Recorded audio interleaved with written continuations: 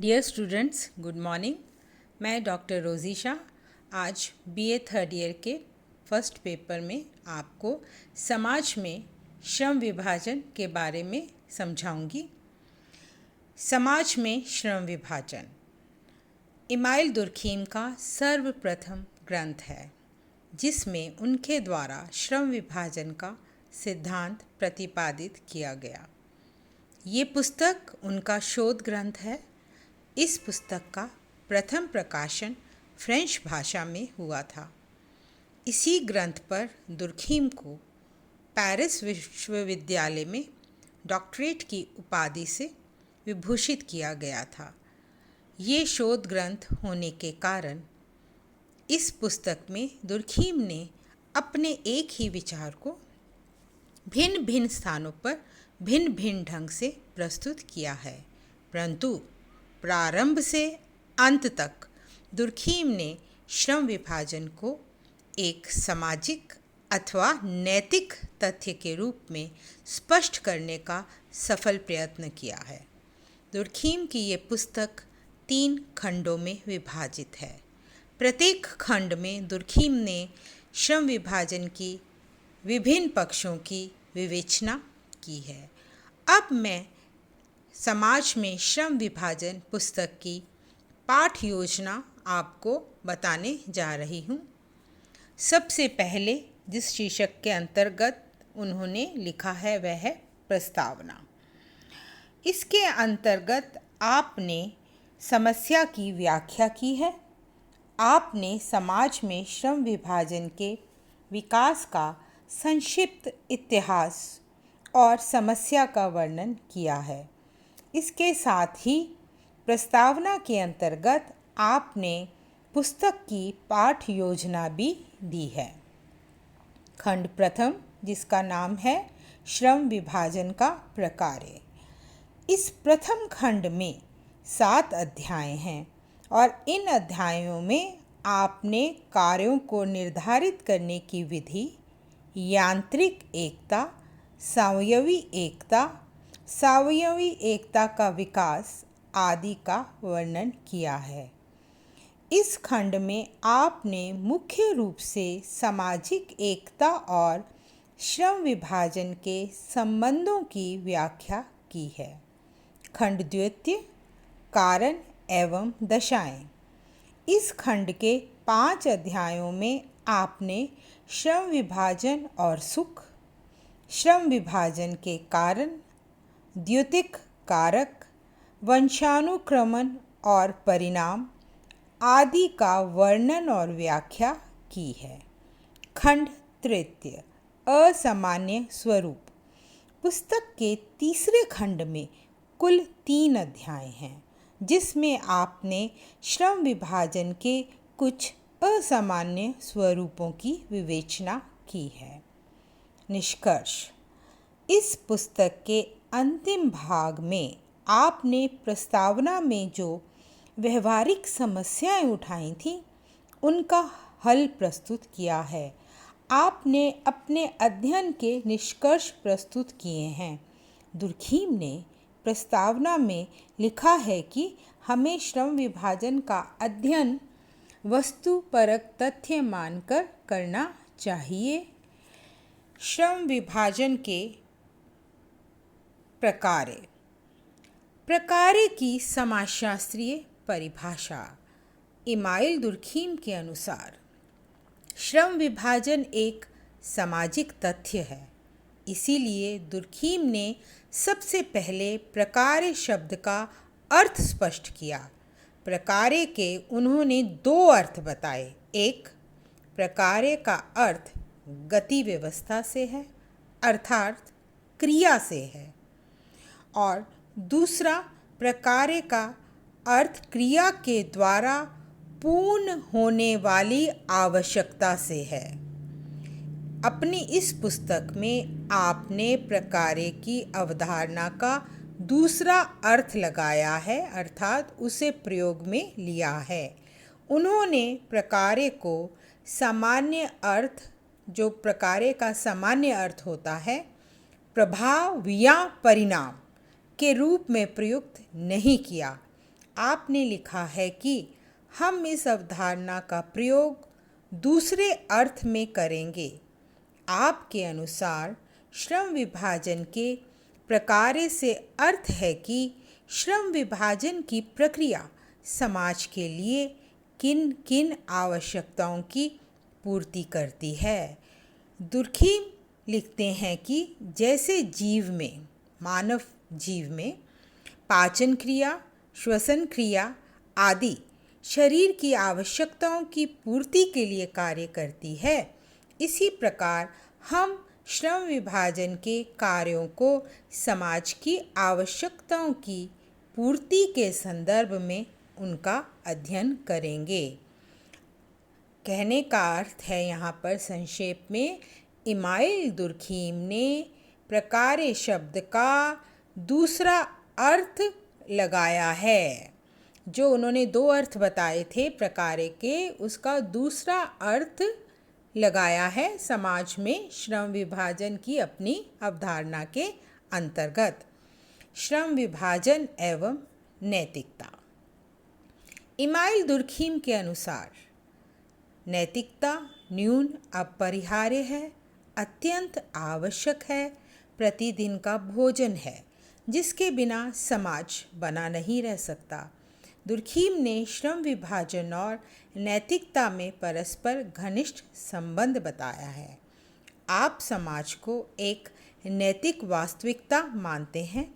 समाज की व्यवस्था, एकता, निरंतरता आदि के लिए नैतिक व्यवस्था को अत्यंत आवश्यक मानते हैं।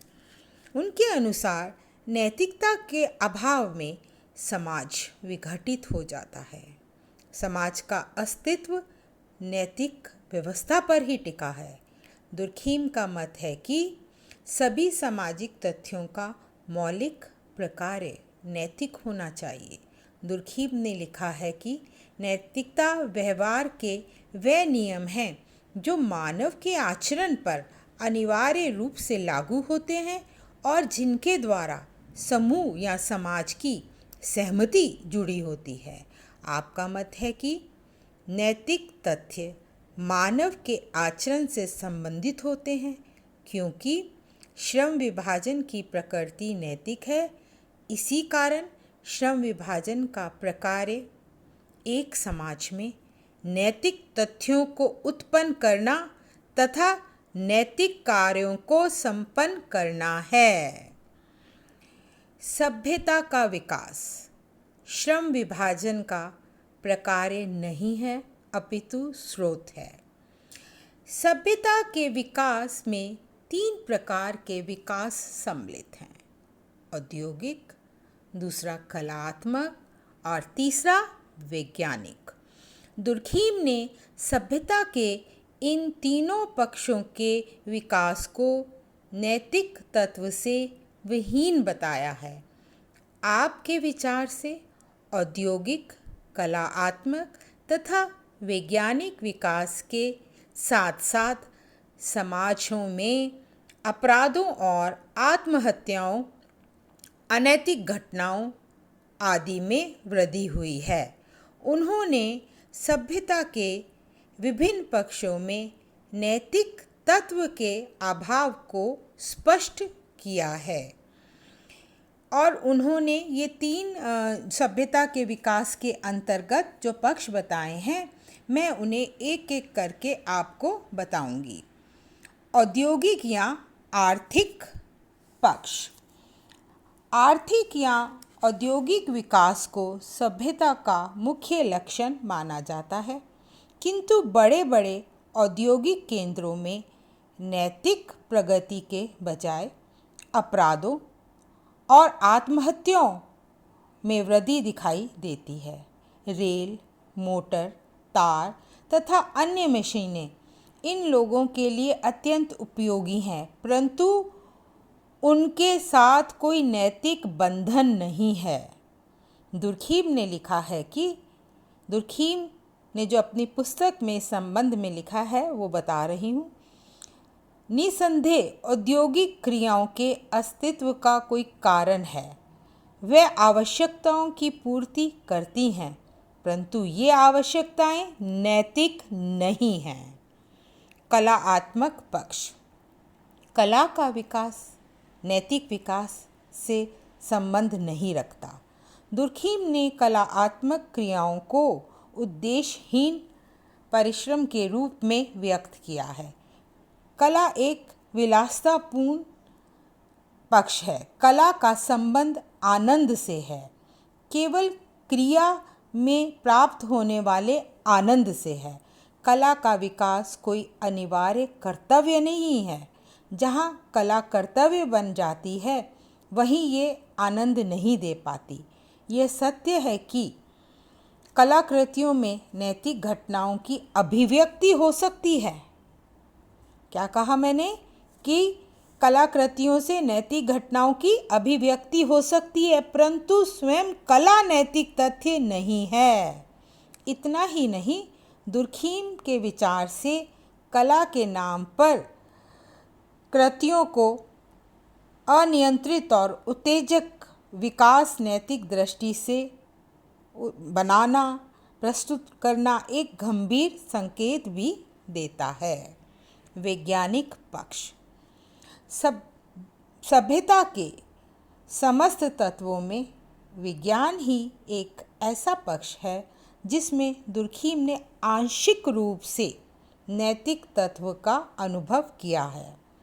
इसका कारण उन्होंने बताया कि प्रत्येक समाज में सदस्यों के लिए अपना ज्ञान बढ़ाना, अपना विकास करना, वैज्ञानिक सत्य को जानना एक कर्तव्य समझा जाता है।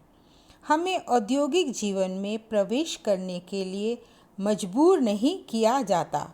हमें कलाकार बनने के लिए भी मजबूर नहीं किया जाता, परंतु हमें अज्ञानी या नादान ना रहने के लिए मजबूर किया जाता है। जीवन की परिवर्तित दशाओं के साथ अनुकूलन करने के लिए ज्ञान और विज्ञान का विकास एक आवश्यकता है, किंतु सामान्यतः विज्ञान का संबंध कुछ श्रेष्ठ वर्गों तक ही सीमित हो जाता है और ये लाभदायक तथा अच्छी वस्तु होते हुए भी समाज के लिए अनिवार्य नहीं होती। यदि हम ज्ञान प्राप्त नहीं करते तो हमें अनैतिक नहीं कहा जाता। इस प्रकार सभ्यता के वैज्ञानिक पक्ष को नैतिक तत्व से वहीन मानकर दुर्खीम लिखते हैं कि ये क्रिया का वह क्षेत्र है जो सबके प्रवेश के लिए खुला है, किंतु वहाँ प्रविष्ट होने के लिए किसी को बाध्य नहीं किया जाता। हमारे लिए विद्वान होना भी उतना ही आवश्यक नहीं है जितना कि कलाकार होना। अतः विज्ञान भी कला और उद्योग की भांति नैतिक परिधि से बाहर है। अब मैं संक्षेप में आपको इसका सार रूप बताने जा रही हूँ। सभ्यता के उपरोक्त तीनों पक्षों के विकास का संबंध नैतिक विकास से नहीं है। सभ्यता के पक्ष ये सिद्ध नहीं करते कि उनके विकास के अभाव में समाज जीवित नहीं रह सकते। हमें दुर्खीम की इस बात से पूर्णतः सहमत होना चाहिए, क्योंकि जिन समाजों में औद्योगिक, कलात्मक, वैज्ञानिक विकास नहीं हुआ है अथवा जिन प्राचीन समाजों में ये नहीं था, वे भी जीवनहीन नहीं थे।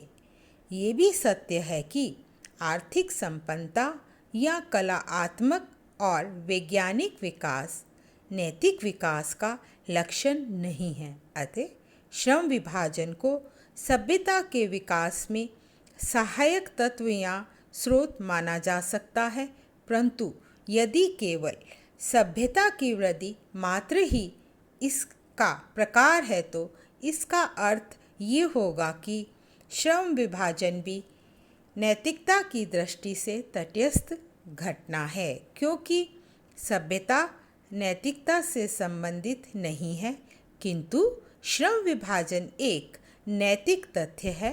अतः दुर्खीम घोषित करता है कि सभ्यता का विकास श्रम विभाजन का प्रकार्य नहीं है।